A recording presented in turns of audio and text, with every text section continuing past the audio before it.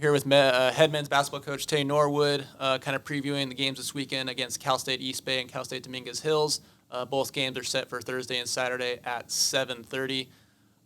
Coach, starting off, just kind of give us your quick thoughts on the recap this weekend. Not the result you wanted at Stanislaus, but a great bounce back on Saturday against Chico State to beat them on their home floor and split the regular season series. Yeah, it was a battle of two different games. We didn't play well at Stanny for much of the game. We got crushed on the glass, and when you get crushed on the glass in this league, you're going to have a hard time winning games. You go back and you look at the stat sheet, just about everything was even up and down the stat sheet, but they got 20 more shots. What they did was they did what we usually do to other teams, to us. And they were fortunate on a lot of them, a lot of smackouts and long rebounds that turned into three-point shots, and they were able to maintain the lead, and they played well. They played well in their building, and they deserved to win the game. We did not deserve that win that game because we didn't do the small things that you need in order to win on the road.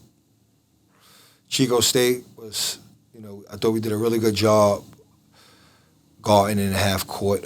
I thought the guards did a great job on JoJo and Hamilton. Limiting those guys to good looks and opportunities, and we deserve to win that game because we played well. We played well throughout, especially in the second half. I'll say the 12-minute mark, we really turned up the pressure and was able to take the lead and keep the lead. And I thought Malik did a really good job of closing the game out, going 8 for 8 down the stretch at the free throw line. And talk about that a little more. I know one of the recurring threads we've talked about is closing games strong and keeping that momentum in the second half. And you guys come in down after the first half. What was the conversation like in the locker room to get them back on track and just for the guys to respond the way they did and pull out a gritty victory? And like you said, last week I know you talked about they're not going to score 116 on us this time, keeping them down to a pretty low score for the most part. Well, it was, the game's about runs, and I think they were up, 7, 8 at the half, something like that. Just remaining patient and playing, really good defense and rebounding the basketball. They made a run in that first half to get the lead, and it wasn't anything that we did other than miss shots. We didn't turn it over particularly. We just didn't make wide open shots. And in the second half, I told them, the numbers usually balance out. But we need to step up our defensive pressure. They were getting way too many easy looks that they didn't make on their behalf as well. And I think the guys responded. We're playing for a lot right now, playing for a postseason berth. So you got to play with a sense of urgency. I told those guys we don't need. I want soldiers. I don't need heroes. Soldiers follow orders. And I'm giving you orders to sit down there and guard and be solid defensively and be patient offensively.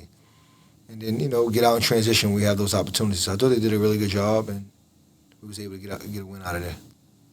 And you alluded to this, that past statement, just how tight the playoff race is right now. I believe still spots 3 through maybe 9 or even 10 are only 2 games apart. There's only 3 weekends left, 6 games left. You got 2 of those last 3 weekends at home. Just talk about the ability to kind of capitalize on home court advantage and being able to use the crowd these next couple weeks especially. Well, we're fortunate. We played a lot of road games this year. We even started out league play, I think, 5 out of 6 on the road. Anytime you get a chance to play on your own home court, the home court that you practice on, you shoot on, sleep in your own bed, that gives you a little bit of an advantage. But you still got to go out there and execute and play the game. I wouldn't ask for a better setup right now, going down a stretch, playing 4 in a row at home with the chance to, really get some separation or even clinch in these next 2 weeks, a playoff spot. So the great thing about it is that we control our own destiny and we control our own path. We don't need any help. And we need to make the most of the opportunities and take advantage of the situation that we have. So let's talk about our opponents this week. You got East Bay coming in here on Thursday. East Bay, you were able to beat them down in Hayward earlier in the year. Just talk about the challenges they pose as a team and what adjustments you're hoping to make from the last time you guys met them and putting that into this week's game plan. Well, they do a really good job of pushing the ball in transition. And they got a really big down there, Grady, who's really good. I mean, he's one of the top bigs in the league. So they'll look to play inside, outside basketball. We got to make sure we limit his touches. And when he do get touches down there, that we make it difficult for him to score the basketball. He's one of the better players in the league. And got the opportunity. He's one of the few guys in the league that can take the game over. So we got to make sure we minimize his effectiveness and his efficiency. And then going into that Dominguez game, hopefully the environment's rocking. It's going to be blackout night. Crowd's going to be wearing black to support the team. Just talk about the significance of that game and how much what you're looking forward coming from that one. Dominguez is a dangerous team. I know they're 4-11 in the league or 4-12 in the league, but they got some players that can individually score the basketball. Veteran guys. I know they didn't have the results in their record thus far this year, but they're very dangerous and very capable of beating anybody in the league. So we got to make sure we match the intensity of our home crowd because, like you said, it's blackout night. So we'll have a ruckus crowd. We'll probably fill that arena up. We got to make sure that we respond to their energy as well. That's all I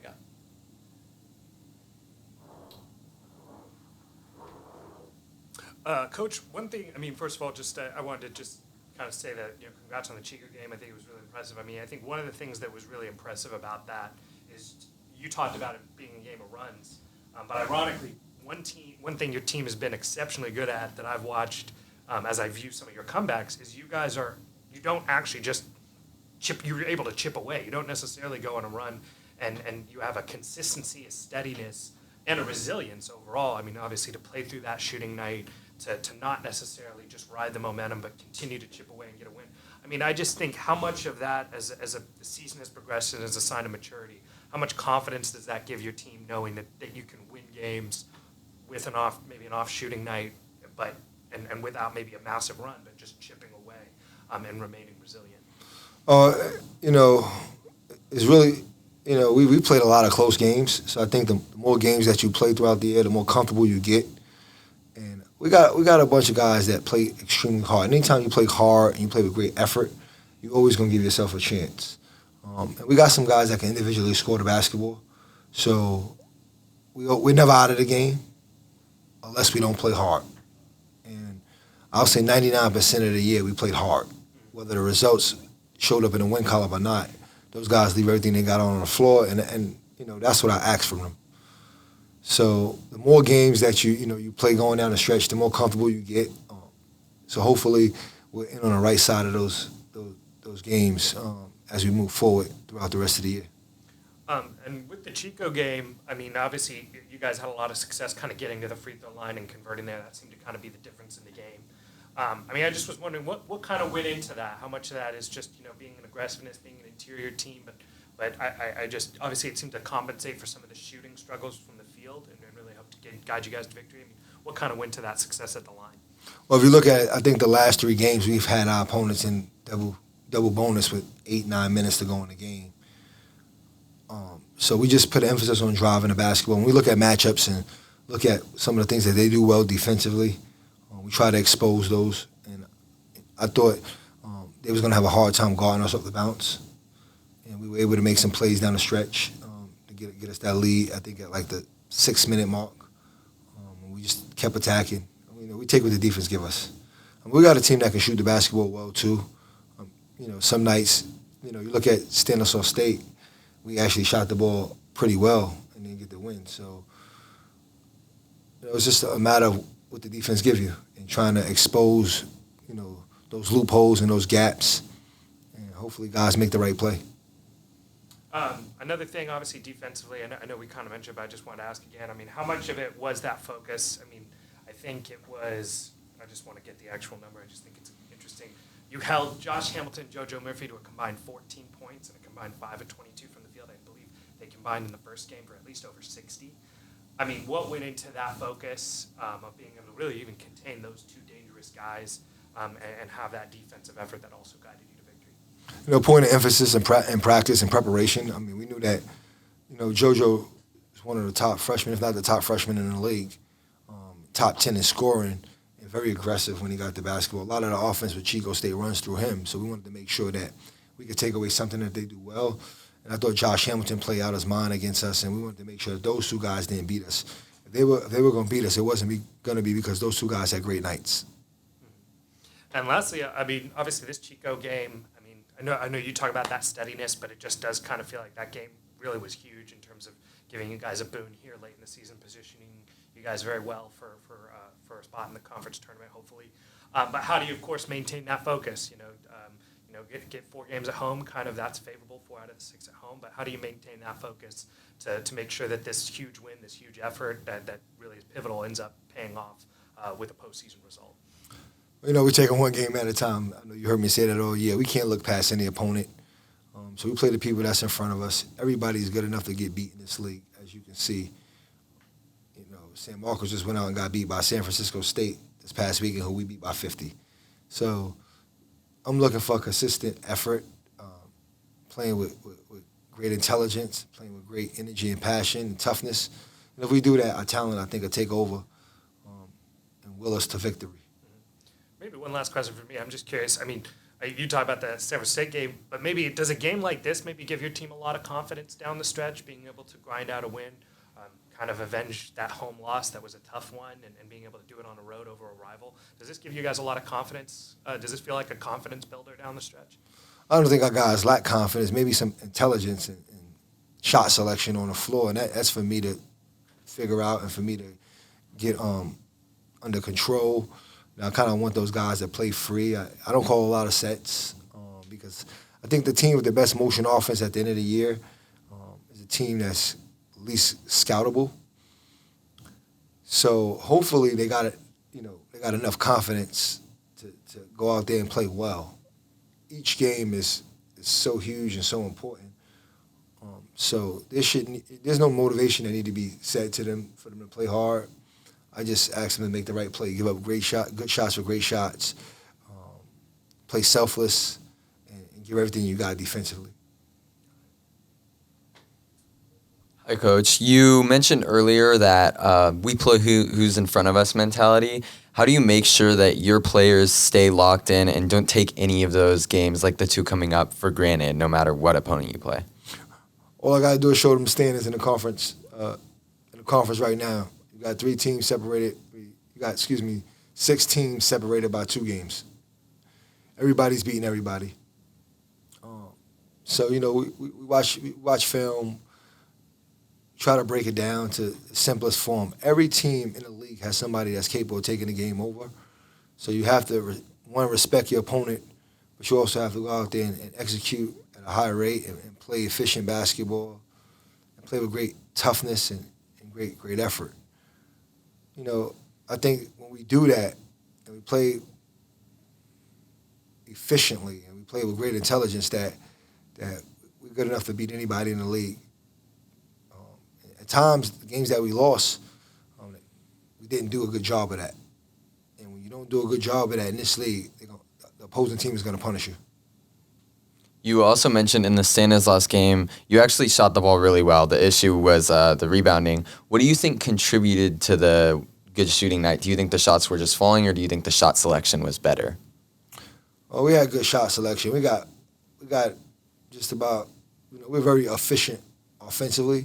And we got the shots that we were looking to take. They're a zone team, so when you move the ball against the zone, and you're patient against the zone, you're going to get open looks.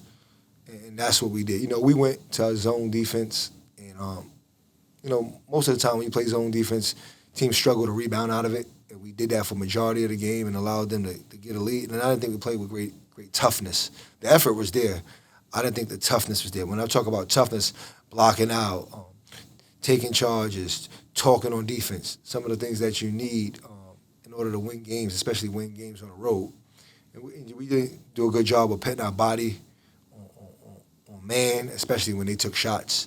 Anytime a team gets 20 more shots than you, you're not going to be successful. Promise you that. Yeah. And obviously, my last question is the Chico game, it was not only a bounce back in terms of the win, but it was also a bounce back in terms of you out-rebounded them. That was a lot better than the Stanislaus game. What do you think contributed to that? Practice wasn't that fun Friday afternoon.